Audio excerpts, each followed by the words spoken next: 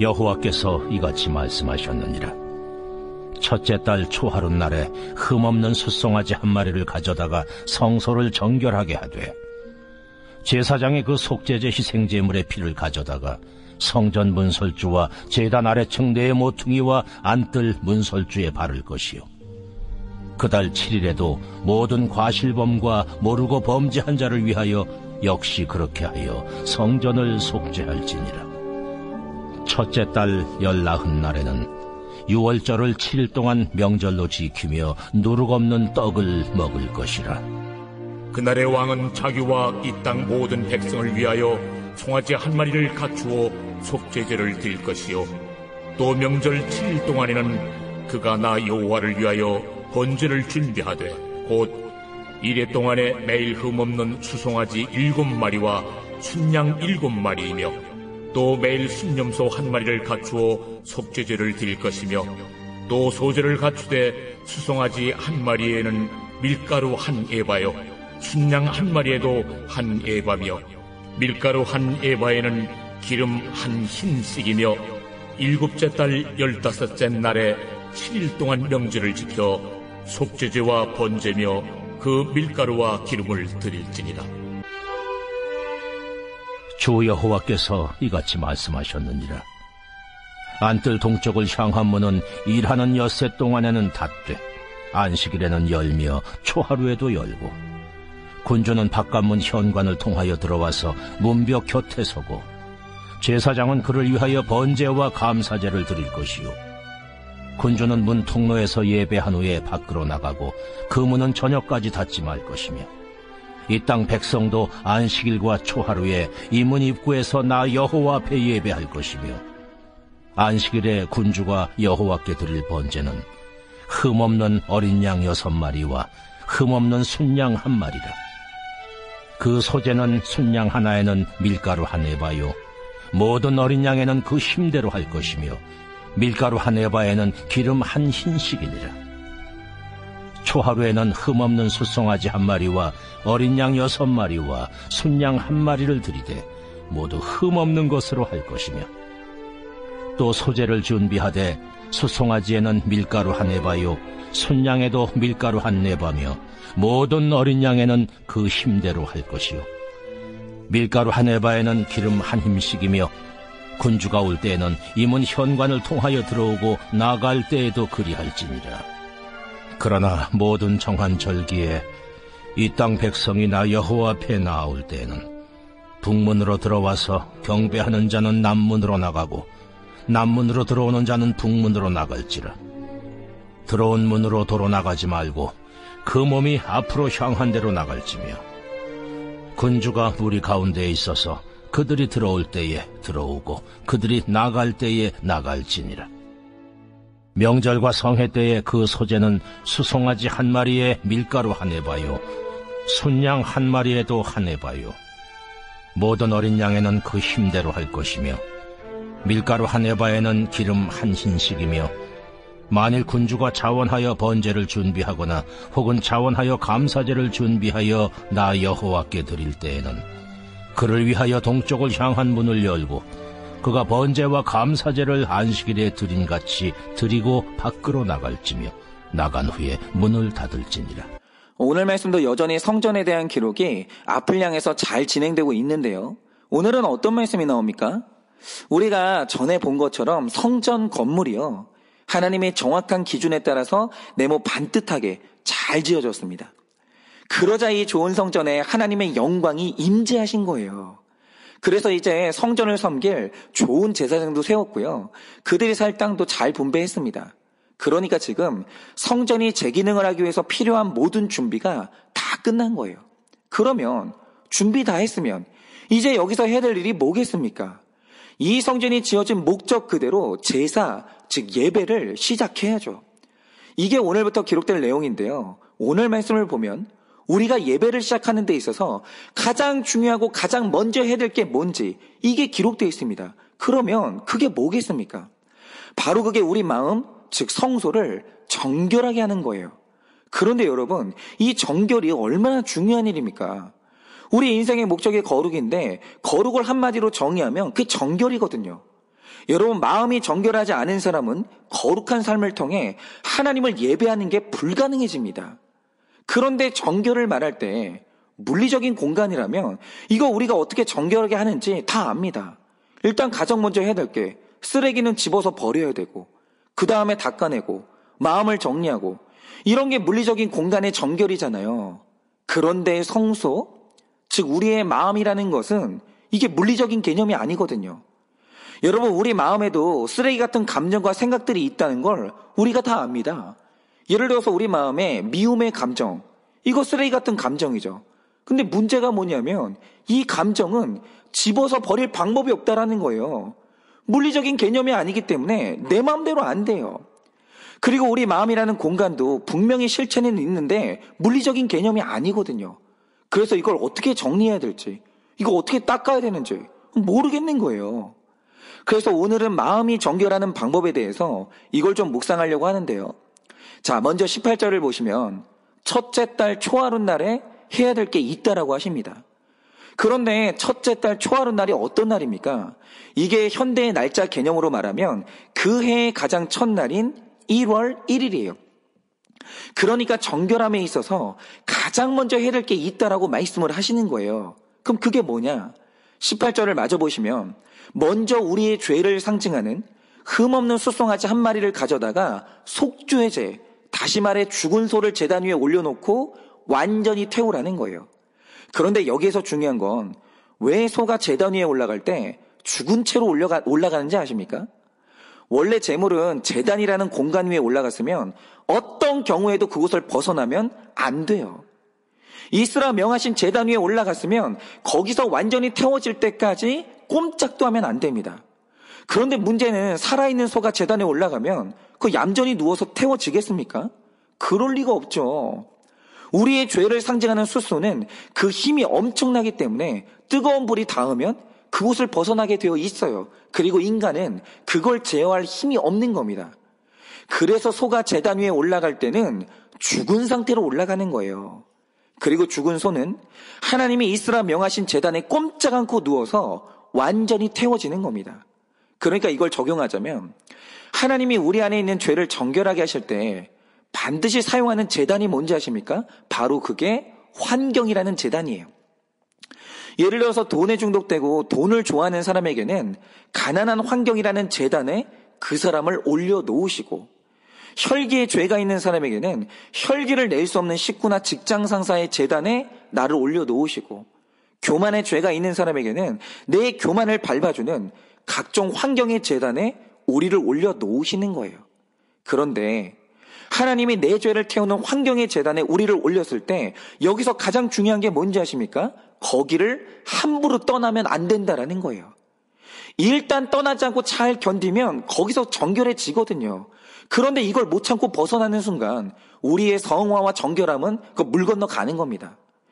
예를 들어서 우리가 직장 생활을 잘한다는 것은 물론 업무를 잘한다는 뜻도 있지만 대부분의 업무는 혼자 하는 일이 없거든요. 사람들과 함께 팀을 꾸려서 협력해야 되는 일이 대부분인데, 문제는 우리가 팀을 이루어야 되는 사람들이 어떤 사람들입니까?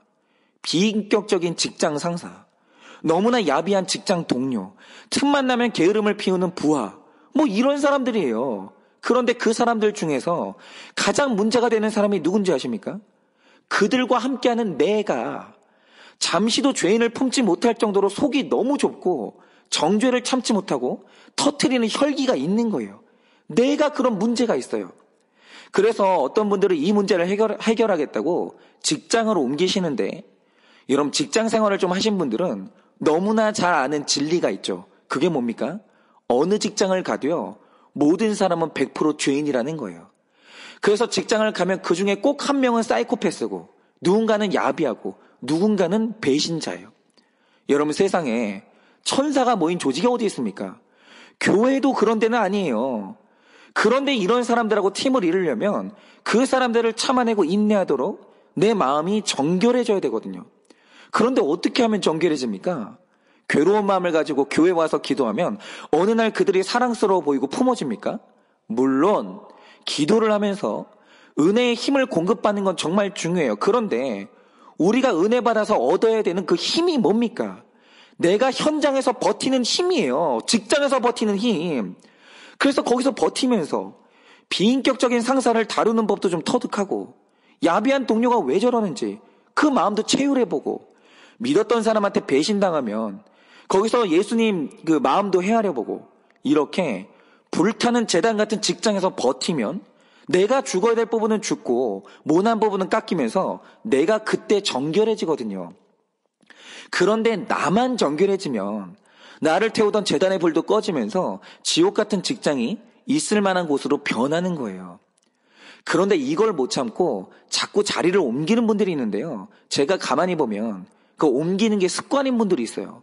왜냐하면 진작 환경의 재단 위에서 죽었어야 될 내가 죽지 않으니까 어느 직장을 갈 때마다 살아있는 내 안의 혈기 때문에 그곳을 견디지 못하고 뛰쳐나오는 거예요. 훈련이 안 된 거죠. 그런데 그 불같은 환경에서 뛰쳐나오지 않을 때 여러분 그건요 단순히 인내심을 가지고는 안 됩니다.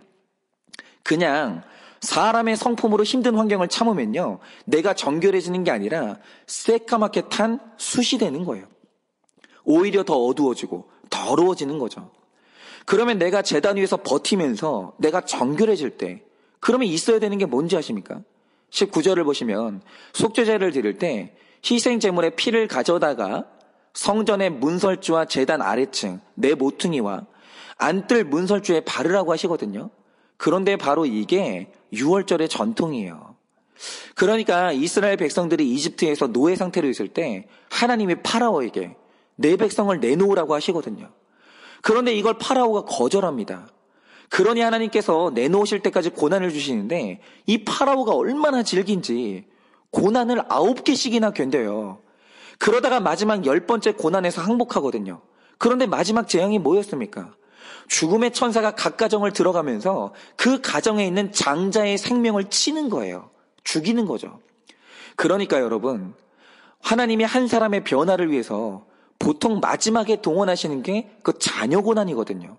그런데 자녀가 고난당해도 변하지 않는 사람은 진짜 그건 소망이 없는 거예요. 그런데 여러분 장자를 치던 날 이 고난을 피하는 방법이 뭐였습니까? 이날 이스라엘 백성들이 어린 양을 잡아먹었는데 거기서 끝난 게 아니라 그 어린 양의 피를 그 집의 문설주, 다시 말해서 문의 틀을 이루는 기둥 있죠. 거기에다 이 어린 양의 피를 바르는 거예요. 그런데 이 피를 바르자 일어난 일이 뭡니까? 죽음의 천사가 그 집을 방문했을 때 그 피의 의미를 해석하는 거예요. 이 집은 이미 어린 양이 죄를 지고 죽음으로 정결하게 되고 구원받았으니 죽음을 적용하지 말라라는 거예요. 그냥 지나가라는 거죠. 그러면 죽음의 천사는 이 피의 메시지를 해석하고 그 집을 떠나는 겁니다. 그러니까 오늘 하나님께서 제물을 태울 때 그와 동시에 제물의 피를 문설주와 제단 모퉁이에 바르라고 하시거든요. 그럼 이게 무슨 뜻이겠습니까? 왜 하나님이 나를 이 불길 속에 넣으셨는지, 이 불같은 이 환경의 재단에서 태워줘야 될 내 안의 죄가 뭔지 이걸 해석해야 되는 거예요. 그러니까 정확한 해석이 임하면서 태워지면 그때 정결해지는 거예요. 그런데 해석이 안 된 채로 재단 불에서 태워지면 오히려 그 불이 사람을 어둡게 만들고 이전보다 그 사람의 인성을 더 더럽게 만드는 거예요. 제가 아침에 이 말씀을 묵상하면서 다시 한번 제 환경을 해석하게 됐는데요. 저는 늘 말씀을 묵상할 때 교회에 있는 제 사무실에 와서 이 말씀을 묵상하거든요. 그리고 말씀이 메시지가 돼서 이 설교 작성이 끝날 때까지 하루 종일 그 사무실에 앉아 있습니다. 그런데 제가 있는 환경을 좀 말씀드리자면 제가 말씀 묵상하는 이곳은 지하인데요. 오늘 말씀의 재단처럼 네모 반듯한 공간이에요. 그런데 하나님이 저를 너무 잘 아셔서 제가 너무 어두운 지하에 너무 오래 있으면 힘들어할 테니까 이 지하 공간에 작은 선물을 하나 주셨는데요. 다행히 제가 있는 공간은 건물 속에 있는 완전한 지하가 아니고요. 입구가 야외에 따로 있는 지하거든요. 그래서 여기를 얼핏 보면 이게 야외 카페 같은 느낌도 좀 있습니다. 그래서 하나님이 제 사무실에 엄청 커다란 유리벽을 주셔서 햇빛도 좀 들어오게 하시고 밖을 볼 수 있도록 허락해 주셨는데 문제는 여기가 지하라서 이 바깥 세상을 온전히 보는 건 아니고요. 저를 둘러싼 양사방이 다 벽으로 막혀 있어요. 그래서 이제 그 지상에서 무슨 일이 일어나도 소리만 들리지 저기 땅 위에서 무슨 일이 일어나는지 하나도 볼 수가 없어요. 그런데 이런 환경에서, 완전히 막힌 환경에서 딱 하나 볼 수 있는 게 뭐냐면 창문 밖으로 하늘은 볼 수가 있어요. 그 지하도 위는 볼 수 있잖아요. 그러니까 하늘이 보이는 거예요. 그래서 날이 좋은 날이면 맑은 하늘도 좀 볼 수 있고, 제가 비 오는 걸 좋아하니까 비 오는 날이면 비 내리는 것도 좀 구경할 수 있고, 이렇게 하나님이 이 지하방에다가 이렇게 자그마한 선물을 주셨습니다. 그런데 그렇다고 해도 여기는 저를 태우는 이 고통스러운 재단이에요. 왠지 아십니까? 저는 기질 자체가 세상에 대한 호기심이 많고 누굴 만나는 걸 좋아하기 때문에 하루 종일 내 몸 반듯한 지하 사무실에 앉아서 혼자 말씀을 묵상하고 있는 시간들이 진짜 고통스럽습니다. 그러니까 이 학자적인 기질을 가진 분들은 이게 천국 같은 환경일 수도 있는데, 저 같은 사람에게 이 환경은 저를 태우는 굉장히 고통스러운 재단입니다. 그런데 오늘 이 말씀을 묵상하다가 가만히 눈을 감고 앉아서 왜 하나님이 나를 이곳에 넣으셨는지 묵상을 좀 해봤거든요. 그런데 스스로 생각을 해봐도 저를 가만히 보고 있으면 저는 세상에 대한 호기심이 진짜 많고 가고 싶은 곳이 너무 많아요. 그리고 이 세상에 갖고 싶은 게 너무 많은 거예요. 그런데 제가 그 세상 속에 어울려 있으면서 내 마음에 가득한 그 세상 사랑을 정결하게 할 수 있냐라고 하면 저는 그게 안 되는 거예요. 하나님이 저보다 저를 잘 아시기 때문에 하나님이 저를 판단하신 바, 제가 세상과 단절된 이 지하의 재단 위에서 있을 만큼 있지 않으면 제 안에 있는 세상에 대한 사랑은 정결해질 수가 없는 거예요. 그래서 하나님이 정하신 날만큼 저를 이곳에 있으라 명하셨는데, 또 우리 하나님이 너무 인자한 분이라서 그냥 있으라 하면 너무 고통스러워할까봐 커다란 창문도 하나 주시고 하늘 정도는 볼 수 있도록 그렇게 배려를 해주신 겁니다. 그런데 처음에 이게 해석이 안 될 때는 내가 이거 언제까지 이렇게 살아야 되나, 내가 목회를 하는 건지 감옥 생활을 하는 건지, 이게 너무 마음이 힘드니까 마음이 어두워지고 이게 마음이 새까맣게 탔던 날들이 있거든요. 그런데 말씀을 묵상하면서 하나님이 제 마음의 문설주에 이 해석의 피를 발라주시니까 이게 이제는 타는 게 아니라 정결하게 되는 방향으로 점점 가고 있는 거예요. 제가 요즘에 이제 교제를 나누는 집사님 한 분이 계시는데요. 이분이 지금 극심한 남편 고난을 겪고 계시거든요. 제가 자세히 말씀을 드릴 수는 없지만 이 남편분이 진짜 이해를 할 수 없을 정도로 아내를 너무 힘들게 만들고 외롭게 만드는 거예요. 그런데 이 시간이 너무 길어서 이분이 너무 힘들었던 거죠. 그런데 바로 이 환경이 나를 태우는 재단 같은 환경인 거예요. 그런데 이분이 이 환경에 있으면서 하나 잘하신 게 있어요. 그게 뭐냐? 제가 요즘 여러 사람들한테 듣는 게 뭐냐면요, 예전에는 불륜의 장소가 동창회 아니면 등산회였잖아요. 근데 이게 지금은 다 들킨 거예요. 그래서 이것도 이제 유행이 지났고, 요즘 불륜으로 가장 뜨거운 장소가 골프장이라고 하더라고요.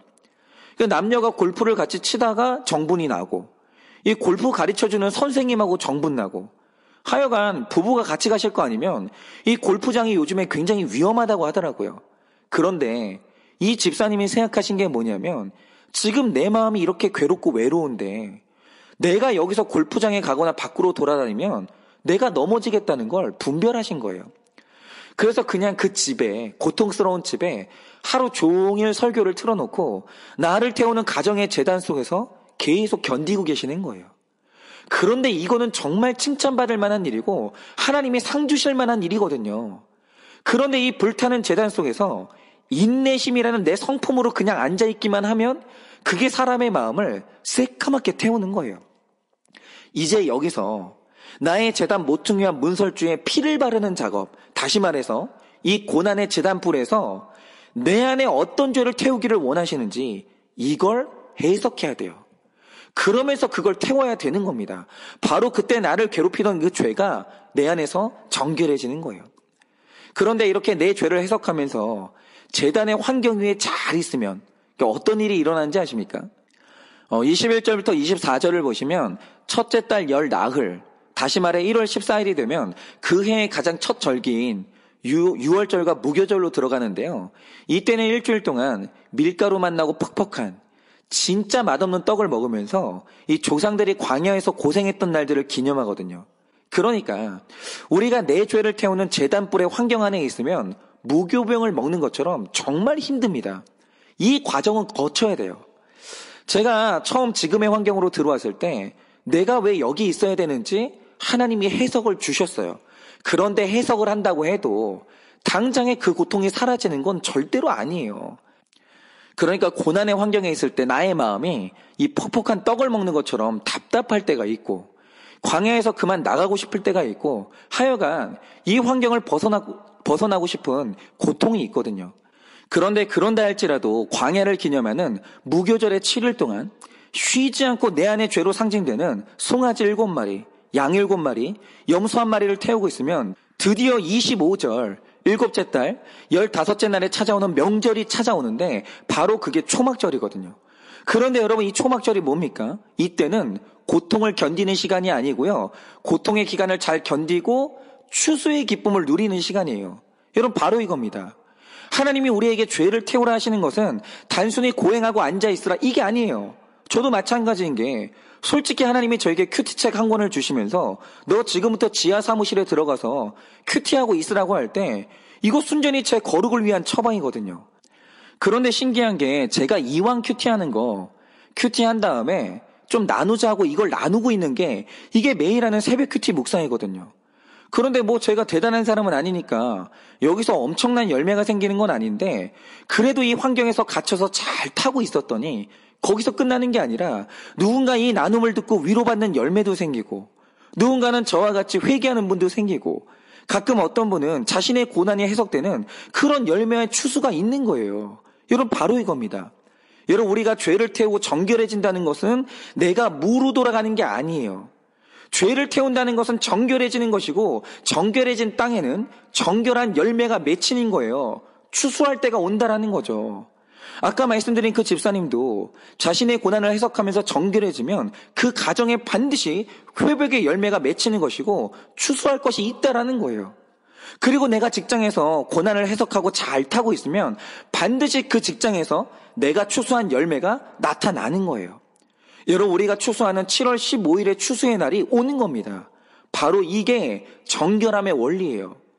여러분 그 누구도 제단불에 올라가는 고통이 없이는 정결하게 될 수가 없어요. 그러나 이 정결함의 결론은 내가 완전히 타서 무가 되는 허무가 아니라 새로운 열매가 맺혀진다라는 거예요.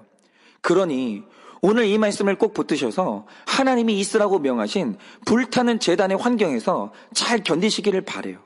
그리고 내가 왜 거기서 견디고 있어야 되는지 그 이유를 잘 해석하셔서 반드시 초막절의 추수를 경험하시기를 예수님의 이름으로 축원을 드립니다.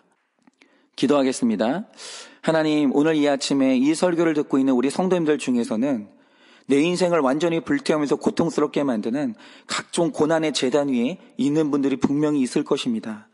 어떤 분들은 너무나 나를 고통스럽게 하는 가정의 환경에 버티고 있는 분들이 있고 어떤 분들은 나를 너무나 고통스럽게 하는 직장의 환경에서 버티고 있는 분들이 있고 많은 분들이 각종 고난의 환경에서 버티고 있는 분들이 있습니다. 그래서 주님 오늘 이 아침에 주님께 묻습니다. 내가 왜 여기서 죽지 않고 살아야 됩니까? 왜 나는 여기서 버티고 있어야 됩니까? 만약 내가 내 성품과 인내심으로 버티려고 하면 주님 저는 살 수가 없습니다. 하나님 우리는 새까맣게 타서 죄가 될 수밖에 없습니다. 그러니 주님 오늘 이 아침에 은혜를 구합니다. 왜 내가 여기에 있어야만 하는지 내 죄를 볼 수 있도록 해석을 주시기를 원합니다. 그리고 이 모든 연단이 끝난 뒤에 반드시 내가 추수할 열매가 있다라는 것을 주님께서 우리에게 그 소망 주시기를 원합니다. 그 소망이 없이는 우리가 이 환경에서 버틸 수가 없습니다. 그러나 오늘 하나님께서 우리에게 약속하십니다. 이 모든 환경을 버틴 다음 반드시 추수할 아름다운 회복의 열매가 있으니 버티라고 하십니다. 그러니 주님, 오늘도 나의 고통스러운 환경 가운데 있을 때 이 모든 이유를 해석할 수 있도록 말씀을 허락하여 주시고 미래에 대한 소망을 허락하여 주시옵소서. 그래서 잘 견뎌서 그 모든 추수를 하는 우리 모두가 될 수 있도록 주님께서 역사하여 주시옵소서. 믿사오며 살아계신 예수님 이름 받들어 기도드립니다. 아멘.